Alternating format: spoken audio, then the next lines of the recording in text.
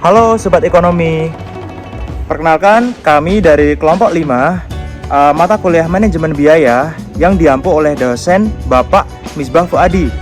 Pada tugas kali ini, kami akan menganalisis manajemen biaya pada UMKM yang bergerak di bidang jasa rental PS. Video ini dibuat untuk penilaian PLB atau Project Based Learning. Oke, jadi teman-teman, pada video sebelumnya kami sudah melakukan wawancara terhadap UMKM yang kami tuju. Di dalam Project PBL kali ini kita melakukan pembuatan laporan, dan di dalam laporan tersebut terdapat rumusan masalah. Nah, untuk menjawab semua pertanyaan-pertanyaan atau masalah-masalah itu, kita perlu menganalisis. Ayo kita analisis lebih dalam bersama-sama. Oke teman-teman, jadi di dalam laporan project manajemen biaya terdapat rumusan masalah. Kami ambil 4 rumusan masalah, yaitu yang pertama, bagaimana cara mencatat uang masuk dan uang keluar di rental PS ini. Yang kedua, bagaimana owner mengambil keuntungan pribadinya atau prive. Yang ketiga, berapa rata-rata biaya yang dikeluarkan untuk perawatan rutin dan perbaikan PS setiap bulannya atau maintenance-nya. Yang keempat, apakah ada pertimbangan inovasi untuk mendapatkan keuntungan lebih?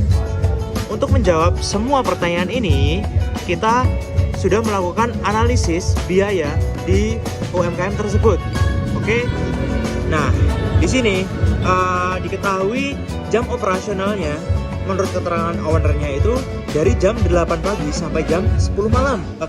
Kita kalkulasikan menjadi 14 jam dengan dibagi 2 shift. Otomatis satu shiftnya atau satu karyawannya itu bekerja 7 jam.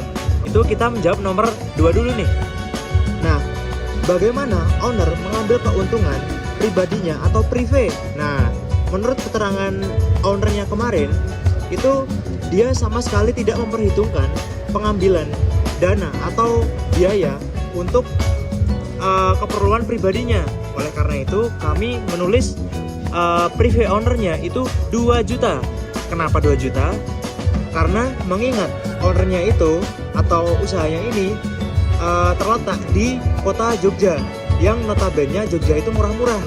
Dengan dana 2 juta, menurut kami itu masih sangat amat worth it untuk hidup selama 1 bulan. Oke, selanjutnya kita menghitung karyawan. Karyawannya ada 2, per karyawannya gajinya Rp1.500.000, jadi totalnya 3 juta. Oke, sewa tempat 500.000, listrik dan air 700.000, wifi 300.000, dan maintenance nih. Nah, kita menjawab nomor 4. Apakah ada nomor 3, berapa rata-rata biaya yang dikeluarkan untuk perawatan rutin dan perbaikan PS setiap bulannya? Nah, terjawab nih di sini. Menurut keterangan itu 1 bulan perusahaan ini membeli 2 stick tambahan untuk berjaga-jaga atau mengganti stick PS yang rusak karena untuk menjaga kualitas. Nah, dengan 1 bulannya 2 piece, dengan total per piece-nya itu 100.000 menjadi 200.000. Kita hitung semuanya ini dengan total Rp6.700.000. Selanjutnya kita akan menghitung pendapatan sewa PS per hari. Di sini menggunakan item PS3. Nah, PS3 itu ada 10 item dan dalam 14 jam kita ambil 10 jam per hari, dan itu dengan harga 6.000 per jam, dan dikalikan 10 menjadi 600.000 dalam 1 hari. Nah, dikalikan dalam 1 bulan itu ada 30, dikalikan 30 menjadi 18 juta, dan itu belum bersih karena kita harus mengurangi dengan totalnya yang tadi ini menjadi total bersihnya 11.300.000. Total bersih dalam 1 bulan. Nah, dalam 1 tahun total bersih itu mendapatkan 100.035.600. Oke teman-teman, jadi Pertanyaan nomor 1, 2, dan 3 sudah terjawab ya teman-teman. Selanjutnya, pertanyaan terakhir, apakah ada pertimbangan inovasi untuk mendapatkan keuntungan lebih? Nah, setelah diketahui, dalam 1 tahun itu keuntungan bersihnya itu 135.600.000. Nah, dan si ownernya ini pengen inovasi, meminta kita untuk memberikan inovasi agar lebih dari sekian. Nah, kami bisa mendapatkan sekian nih, dari 135.600.000 menjadi 186.720 pendapatannya per tahun teman-teman. Nah, penasaran kenapa bisa mendapatkan sekian? Oke, simak penjelasan lebih lanjut. Jadi, kami memiliki inovasi yaitu 2, yaitu tambahan menu. Jadi, di rental PS tersebut tidak hanya menjual jasa sewa PS aja, akan tapi di situ juga menambahkan menu makan atau minum seperti berikut. Nah, kita hitung. Jadi kita menghitungnya untuk satu produk ya teman-teman. Jadi HPP, misalnya Indomie nih. Indomie itu biasanya cuma 2.000 sampai 2.500. Kenapa kita tulis HPP 3.000? Karena HPP ini sudah mencangkup HPP gula, es batu, gas, dan pin voucher. Nah, 3.000 untuk kita jual menjadi 5.000 teman-teman. Nah, kita akumulasikan dalam 1 hari itu terjual 5. Jadi dalam 14 jam itu hanya terjual 5. Kita tidak menarget yang lebih-lebih, hanya 5 saja. Jadi total 1 harinya itu mendapatkan 25.000. Begitu juga dengan yang lain-lainnya. Nah, untuk totalnya yaitu 240.000. Nah, tapi ini masih kotor teman-teman. Nah, kita untuk mencari bersihnya kita perlu mencari total HPP tersebut. Nah, total HPP itu kita bisa lihat. Nah, sekian. Kenapa bisa sekian?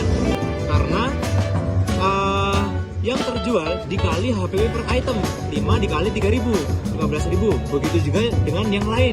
Jadi total HPP-nya itu 98.000.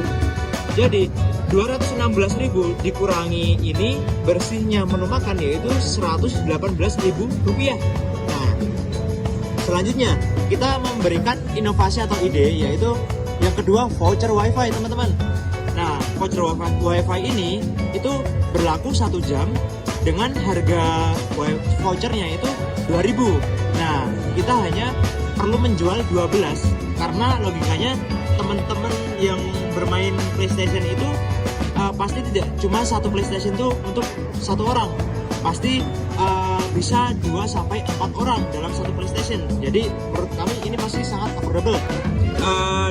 Dikali 12 voucher dikali 2.000 hasilnya 24.000. Jadi kita total pendapatan bersih yaitu ini plus ini menjadi 142.000 rupiah dalam 1 harinya. Nah, untuk 1 tahunnya bisa mendapatkan 51.120.000 rupiah. Nah, untuk mencapai target penjualan sekian itu kita memberikan inovasi yaitu jika order lebih dari 5 jam gratis es teh teman-teman. Jadi logikanya biasanya main berdua dalam satu PlayStation itu atau lebih. Jika hanya 1 es teh, pasti satunya atau yang lain pasti pengen, akhirnya beli juga. Yang kedua, strateginya yaitu jika order lebih dari 2 jam gratis voucher wifi teman-teman. Jadi untuk menarik minat yang lain. Nah, kita sudah memberikan voucher wifi ini, tentu kita harus menambahkan wifi ini. Kita tidak hanya menggunakan wifi yang kaleng-kaleng teman-teman, yang 200.000, 150, kita menganggarkan 300.000 untuk wifi dalam 1 bulannya agar memaksimalkan kecepatan wifi tersebut. Nah, jadi kita bisa menambahkan pendapatan sewa PS per hari ditambahkan pendapatan inovasi yang tadi saya sebutkan itu menjadi 186.720.000 rupiah dalam 1 tahun teman-teman. Wih. Nah, jadi kita sudah bisa menjawab nomor 4 yaitu inovasi untuk mendapatkan keuntungan yang lebih teman-teman. Jadi nomor 4 sudah terjawab ya teman-teman. Oke, sekian, terima kasih.